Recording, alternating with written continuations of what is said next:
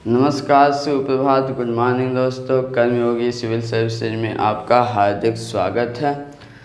आज के current affair में देखते हैं। पहला टॉपिक है ड्राफ्ट सिनेमेटोग्राफ संशोधन विधेयक। ये विधेयक है, मतलब अभी प्रस्तावित किया गया है, अब पारित नहीं किया गया, कानून नहीं बना है। ड्राफ्ट है, मतलब अभी ड्राफ्ट के रूप में सरकार ने लाया है। न्यूज़ में क्या है, न्यूज़ में यह है कि अभी सरकार ने जो है सिनेमेटोग्राफ में संशोधन करने के लिए जो बिल लाई है उसका ड्राफ्ट उन्होंने जो है पब्लिक में जारी कर दिया है। तो अब आता है आगे, देखिए इसका प्रावधान क्या है। इसमें कुछ प्रमुख प्रावधान किए गए हैं। इसमें एक प्रावधान किया गया है प्रमाण पुनरीक्षण का, जिसके तहत अब जो है फिल्म प्रमाणन बोर्ड, केंद्रीय फिल्म प्रमाणन बोर्ड जो हुआ करता था वही प्रमाण पत्र देता था या पुनरीक्षण करता था, जिसको सेंसरशिप बोलते हैं, किया करता था फिल्मों का। अब जो है इस अधिनियम के तहत ये प्रावधान किया गया है कि केंद्रीय फिल्म प्रमाणन बोर्ड के प्रमाणन के बाद अगर केंद्र सरकार चाहे तो वो भी किसी फिल्म को जो है प्रमाणित कर सकती है या उसको पुनरीक्षण करने की मांग कर सकती है और लास्ट में कहती है। ये एक प्रावधान किया गया है।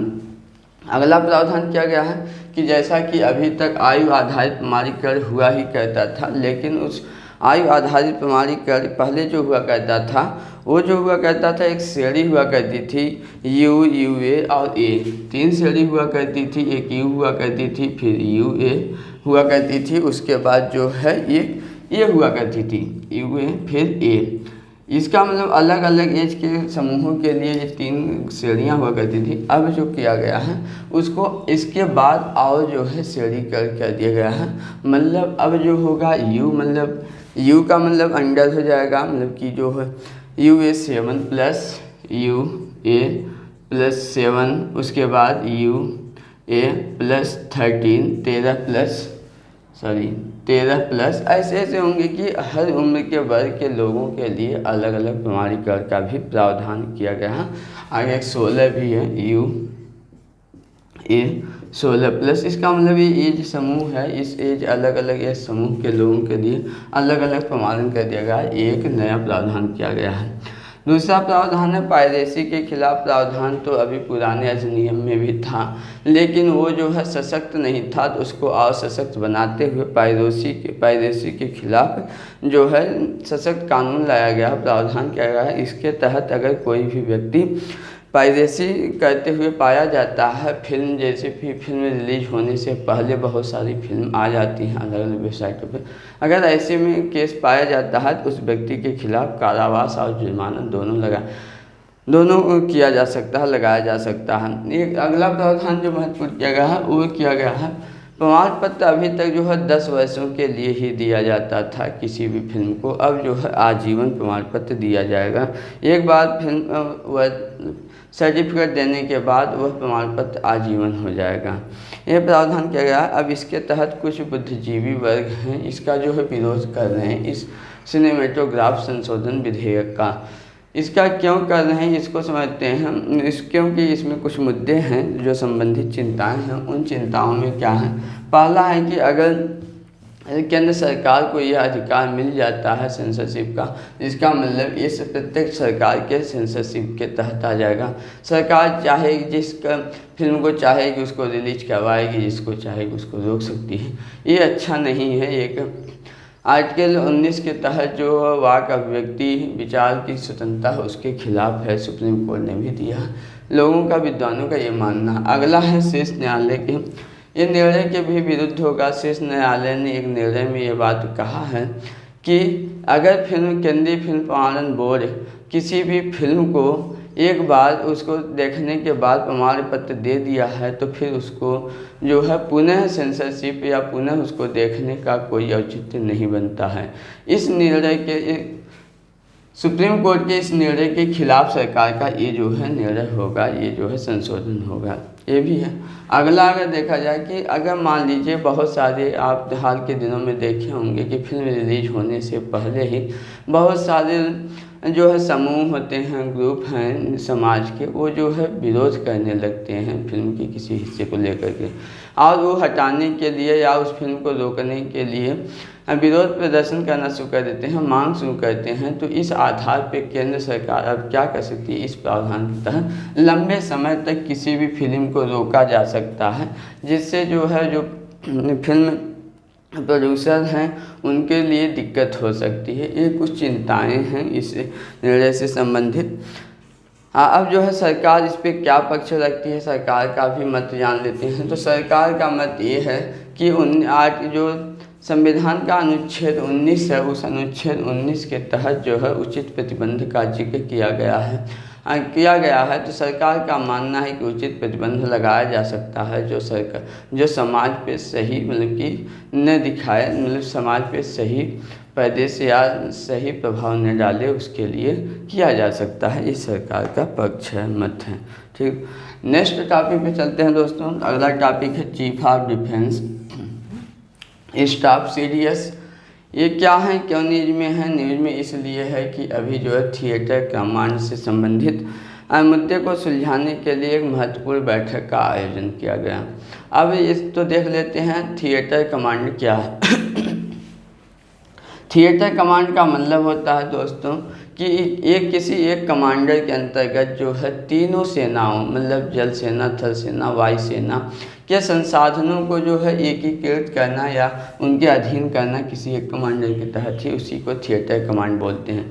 अभी तक क्या होता था, हर सेना मतलब कि चाहे जल सेना, थल सेना, नभ सेना है, इन सेनाओं के जो है अलग अलग कमांडर हुआ करते हैं, इनका ऑपरेशन अलग अलग चलता है और उनके मतलब अधिकारियों के आदेश दिशा निर्देश के अनुसार। अब क्या किया गया है, अब इसको पूरा परिवर्तित करके यह मतलब कि एक नई योजना जैसे पे काम किया जा रहा है, जिसको इस कानून अवधारा को थिएटर कमांड बोलते हैं। इसके अंतर्गत अब क्या होगा, एक कमांडर तब भी हुआ करता था, तब विशेष आर्मी का ही होता था, मतलब कि या तो थल सेना या तो जल सेना, किसी एक का ही होता था, और वही क्या करता था, अपने समूह के लोगों को लीड करता था। अब ऐसा नहीं करके अब जो है कोई एक ही जो है कमांडर तो होगा, लेकिन उसके अंतर्गत तीनों सेनाओं की टुकड़ियां काम करेंगी और मिल करके किसी भी मुद्दे को, किसी भी समस्या को या किसी भी ऐसी चुनौती से निपटने में सक्षम होगा। इस अवधारणा को क्या बोला जा रहा है, थिएटर कमांड बोला जा रहा है, जिसके अंतर्गत तीनों सेनाएं एक साथ मिलकर के काम करेंगी। तो ये रहा न्यूज, इसको देख लेते हैं। अब जो है ये जो है आगे देख लेते हैं। तो ये चीफ ऑफ डिफेंस कौन है, क्या है? तो चीफ ऑफ डिफेंस जो है सभी कार्यों, चीफ ऑफ डिफेंस एक ऐसे एकल बिंदु के रूप में काम करेंगे जो तीनों सेनाओं के, अभी तक का ये भी सिस्टम था कि तीनों सेनाओं के अलग अलग कमांडर हेड हुआ करते थे। जैसे आप बोलते थे थल सेना अध्यक्ष बोला जाता है थल सेना के प्रमुख को, उसके बाद वायु सेना के प्रमुख को बोला जाता है एयर चीफ मार्शल, और नभ जल सेना के प्रमुख को एडमिरल जनरल बोला जाता था। ये तीनों लोग अलग अलग सरकार को सलाह देते थे अलग अलग तरीके से, लेकिन बहुत दिनों से एक कॉन्सेप्ट की बात होती थी। 1999 में जब कारगिल युद्ध हुआ था, जो उसके बाद उसकी समीक्षा करने के लिए एक कमेटी का गठन किया गया था। उस कमेटी ने एक निर्णय मतलब कि एक प्रस्ताव किया था, या उसने एक सुझाव दिया था कि एक ऐसा एक मतलब कि पद होना चाहिए जो सरकार को जो है एक ही व्यक्ति निर्णय दे, मतलब कि सलाह दे, और वो तीनों सेनाओं की परिस्थितियों को समझते हुए करे और तीनों सेनाओं पर नज़र रखे बराबर में, जिससे तीनों सेनाओं के बीच समन्वय और सहयोग में वृद्धि होगी और ऑपरेशन संचालित करने में अच्छा होगा और चुनौतियों से निपटा जा सकता है। ये जो है कारगिल समीक्षा समिति 1999 की समिति ने ये सुझाव दिया था। उसी के आधार पर बहुत दिनों से प्रस्तावित था, और ये जो है 2019 में चीफ ऑफ डिफेंस की मतलब कि स्थापना की गई है। पहले चीफ ऑफ डिफेंस जो है श्री बिपिन रावत जी हैं। ठीक दोस्तों, तो इसमें ये रहा, आप ये जो है चीफ ऑफ डिफेंस वो सभी कार्यों हेतु जिम्मेदार होंगे, मतलब जो भी कार्य होंगे इससे संबंधित। ये भी इनके कुछ और भी चीज़ें देख लिया जाए, चीफ ऑफ डिफेंस के क्या क्या मतलब कि क्या क्या वो कार्य और जिम्मेदारियां हैं। तो चीफ ऑफ डिफेंस जो होंगे वो सरकार का एकल बिंदु सलाहकार के रूप में काम करेंगे। ये जो भी सेना की से संबंधित योजनाएं बनेंगी, योजना खरीद और रसद, इन सब के प्रमुख होंगे और इन सब के मतलब इनके निर्णय से ही ये सारी चीज़ें की जाएंगी। इन समितियों के भी ये प्रमुख होंगे। कार्यवाही समेकन का एक काम करेंगे। जो भी कार्यवाहियाँ होंगी तीनों सेनाओं के मध्य, उनका समेकन मतलब कि इंटीग्रेशन का काम करेंगे।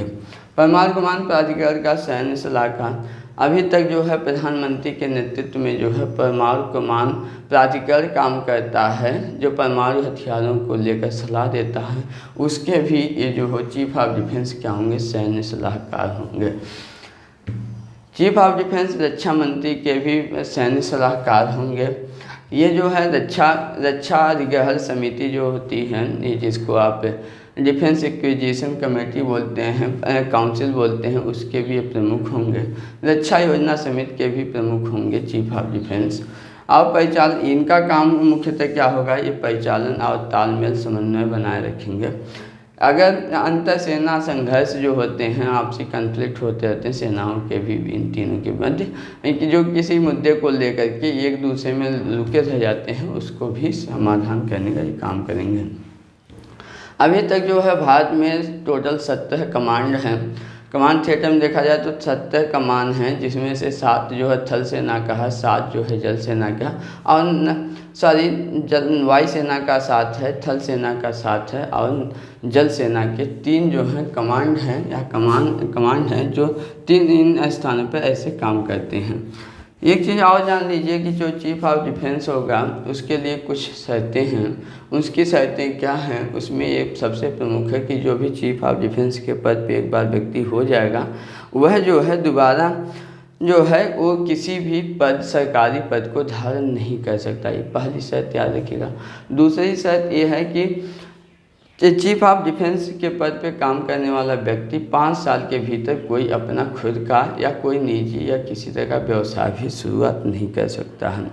ये हुआ दोस्तों कुछ इसमें प्रमुख चीज़ें। और CDS उसी व्यक्ति को बनाया जाएगा जो 4 स्टार, एक जनरल हो, जनरल में सेनाओं के जनरल में एक सिस्टम चलता है स्टार का सिस्टम, उसमें 4 स्टार जनरल्स होंगे, वही जो है CDS बनाए जा सकते हैं।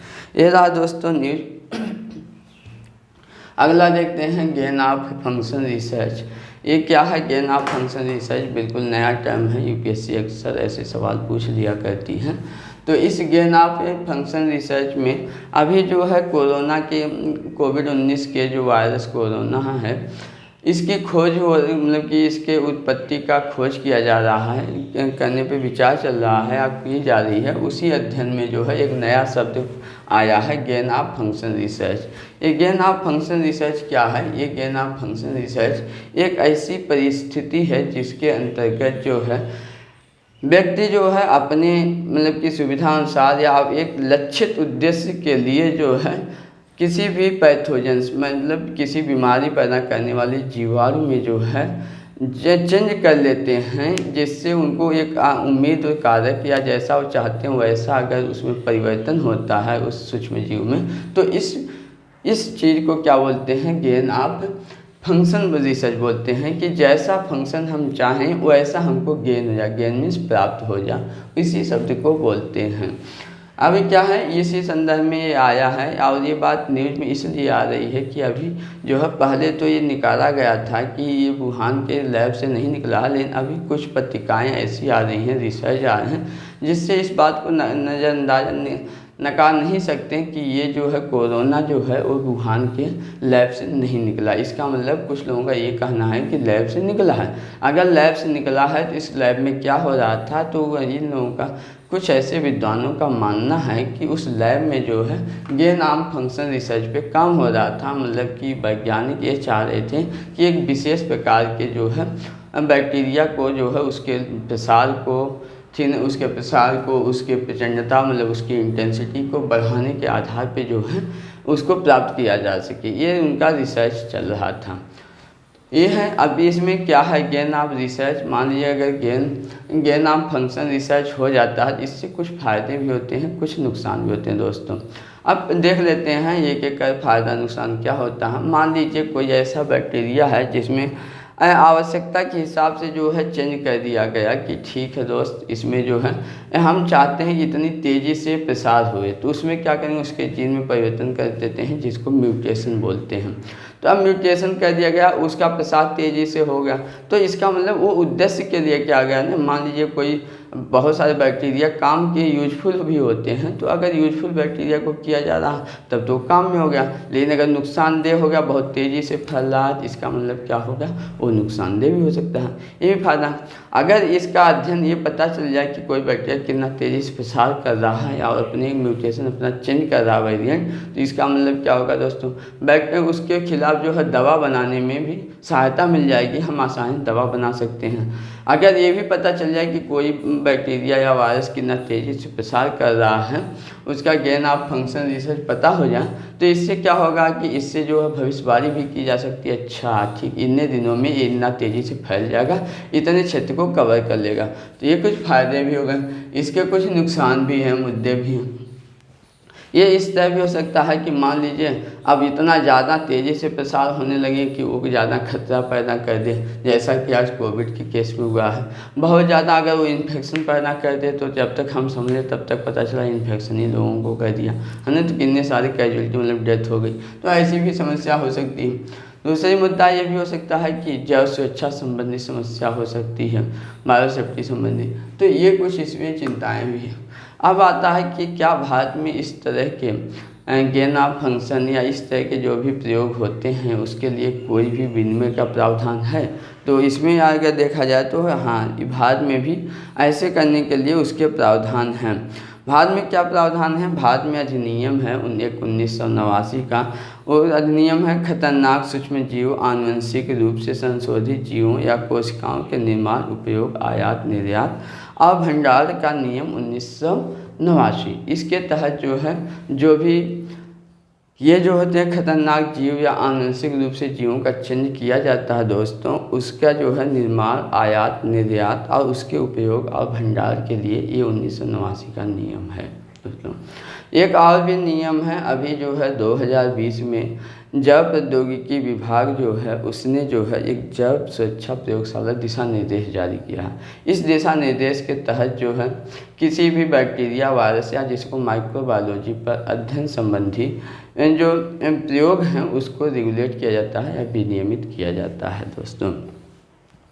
तो ये रहा आज का गेन ऑफ फंक्शन रिसर्च। अगला टॉपिक देखते हैं दोस्तों, ग्रीष्म संक्रांति है, सोलर सोलिस्टिस। ये ग्रीष्म संक्रांति या सोलर सोलिस्टिस क्या है, इसको जानते हैं। जैसा कि अभी आप देख रहे हैं कि 21 जून को जो है विश्व योगा दिवस भी बीता है, और 21 जून जो है उत्तरी गोलार्ध में सबसे बड़ा दिन होता है। और ये जो है इसका सबसे बड़ा दिन होता है, मतलब कि कर्क रेखा, सूर्य जो है 21 जून को कर्क रेखा के सीधे ऊपर चमकता है। अगर जो है पृथ्वी पर कर्क रेखा पे खड़ा कोई भी व्यक्ति दोपहर में अगर खड़ा हो जाए, तो इसका मतलब उसकी छाया बिल्कुल ही नहीं बनेगी, मतलब कि उसकी छाया उसके पैरों के नीचे ही बनेगी, क्योंकि उसके सीधे जो है ऊपर सूर्य होगा दोस्तों। तो ये रहा। अब ये ग्रीष्म संक्रांति इसी को बोलते हैं, इस अवधारणा को ही। और इसमें कि ग्रीष्म संक्रांति में पृथ्वी जो है सूर्य के सबसे निकटतम होती है, सबसे निकटतम होगी, इसका मतलब गर्मी ज़्यादा होगी। वो कैसे होगी, आपको पता है पृथ्वी जो 23.5 डिग्री जो है झुकी हुई है, और ये जो है क्रम वाइज जो है ये झुकती रहती है, कभी साउथ पोल तो कभी नॉर्थ पोल जो है सूर्य के निकट आता रहता है। तो जून के महीने में जो है नॉर्थ पोल जो है 21 जून में नॉर्थ पोल जो है वो सूर्य के सबसे निकटतम स्थिति में होता है, अपने धुरी पर झुकता है। इस दिन जो है सर्वाधिक झुकाव होता है पृथ्वी के सूर्य की ओर। और एक चीज़ अगर इसमें कुछ इसका निहितार्थ, इसका खासियत देखा जाए तो 21 जून मतलब जून के में फिर उत्तरी गोलार्ध में भूमध्य रेखा से उत्तर जितने भी अगर कहीं पर भी अगर आप खड़े हो जाएंगे, तो वहाँ पर हर जगहों पर जो है दिन वो 12 घंटे से अधिक होता है, क्योंकि सूर्य जो है उत्तरी गोलार्ध में ही है समर में। इस समय जो है दक्षिण गोलार्ध की बजाय उत्तरी गोलार्ध को 30% अधिक ऊर्जा भी मिलती है। ये चीज़ें हुई। ऐसे ही जैसे एक ग्रीष्म संक्रांति है, ऐसे जो होती है वो शीतकालीन संक्रांति भी होती है। शीतकालीन संक्रांति ये दिसंबर के महीने में 31 दिसंबर को होती है, जब जो है सूर्य दक्षिणी गोलार्ध में होता है, मतलब उत्तरी गोलार्ध में ठंडी होती है और दक्षिणी गोलार्ध में गर्मी होती है। उस समय मतलब दिसंबर के दिन में उत्तरी गोलार्ध में सबसे छोटा दिन होता है और दक्षिणी गोलार्ध में बड़ा दिन हो जाता है। ये चीज़ें आप भूगोल में सीधे पढ़ते ही होंगे दोस्तों। तो ये रहा हमारा आज का टॉपिक। उम्मीद करते हैं आपको समझ में आएगा दोस्तों। इसका जो है आप PDF ज़रूर डाउनलोड कर लिया करिए। PDF हम बहुत ही बेहतर तरीके से बनाते हैं, पॉइंट वाइज बनाते हैं, आपको रिवाइज करने में मददगार होगा। हम महीने में जो है याद रखिएगा 2 चीज़ें, इसका एक कंपाइलेशन तो देंगे ही देंगे, साथ में रिवीजन करने के लिए महीने में 30 अगर है तो ये जैसे डेली का हमारा 5, 6, 7 पेज का हो जाता है। इसको जो है हम कम करके हर दिन का 1 पेज में भी हम कंसाइज कर देंगे और 30 में मतलब महीने में जो है सबका कंपाइलेशन तो देंगे ही, जो 100+ पेज हो जाएगा, प्लस जो है हम 25 से 30 पेज का जो है एक छोटा 25-30 तो नहीं 20 से 25 पेज का एक छोटा सा भी आपको कंपाइलेशन देंगे। और रिवीजन से के पॉइंट ऑफ व्यू से क्विक रिवीजन का होगा दोस्तों। इसलिए आप जो है मेहनत से पढ़ाई करिए, PDF ज़रूर डाउनलोड करिए लीजिए, उसका प्रिंट निकाल लीजिए, उसको अपनी मोबाइल में सेव कर लीजिए डेली का डेली। और कोई भी क्वेरी हो, कोई भी जानकारी हो तो आप कमेंट बॉक्स में कमेंट कर दिया करिए, या तो आप जो है हमको व्हाट्सअप कर सकते हैं, टेलीग्राम भी कर सकते हैं। ठीक है दोस्तों, कर्मयोगी सिविल सर्विस में एक बार फिर आपका स्वागत है। धन्यवाद दोस्तों।